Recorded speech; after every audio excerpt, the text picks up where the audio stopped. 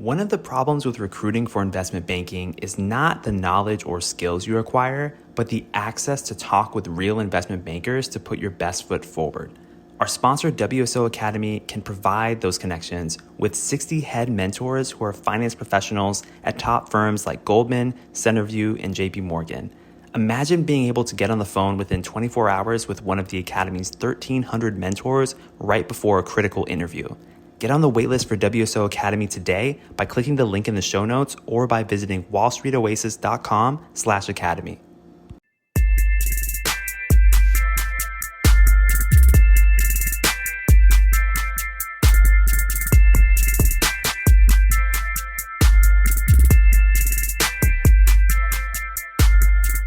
All right.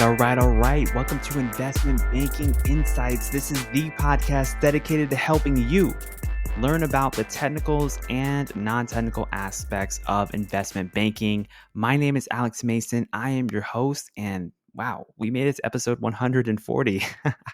Amazing progress. Thank you so much for joining me on this journey, learning all of these things. We're talking about leveraged buyouts, and we talked about what the model is, different aspects of the model, and question today about the model is this. Do you need to project all three financial statements in a leveraged buyout model? Because remember when we talked about DCF models a while back, what we're doing is projecting out into the future, right?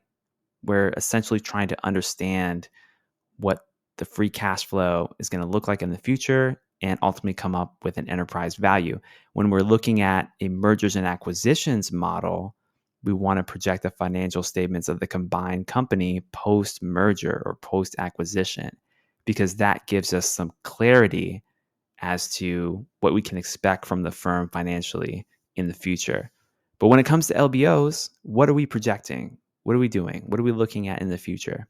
Well, we certainly want to have some sense of the future financials of the business. That's why we're doing the model in the first place, right? We're trying to see what the value of the firm might be for an acquisition via an LBO. And we also want to see what kind of returns we think we can generate. So those are very important things to think about. But in terms of the financial statements, the thing is, we technically don't need to project all three statements in the future when creating our LBO model. Now, remember, our three financial statements are income statement, balance sheet, and cash flow statement. And what we can do is kind of like a partial view of that. And we can project the income statement, the cash flow statement, and then we can also just keep track of some way of how much the debt levels change. Because one of the key things here with a leveraged buyout is how much debt is being borrowed and how it's being paid off with the cash flows of the business over time. So you would definitely need to track this.